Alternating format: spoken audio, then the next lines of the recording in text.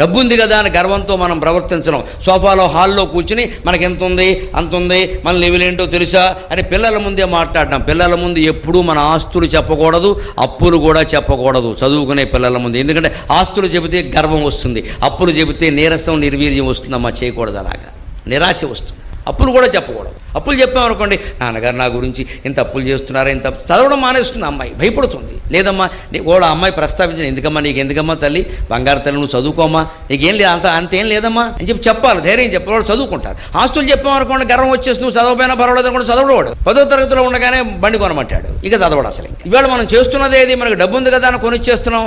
పైగా కొందరు తల్లిదండ్రుల ప్రవృత్తి విచిత్రంగా ఉంటుందండి. మేము చాలా కష్టాలు పడ్డామండి చదువుకోవడానికి, మరి మా నాన్నగారు చాలా పడ్డాం మేము కూడా, అందుకే మా పిల్లలు కష్టాలు పడకూడదు. ఎందుకంటే మూర్ఖపు తల్లిదండ్రులు వేరే ఉండరమ్మా, నన్ను మన్నింతులుగా. మీరు కష్టాలు పడ్డారు కాబట్టి పిల్లలు కష్టాలు పడకూడదా?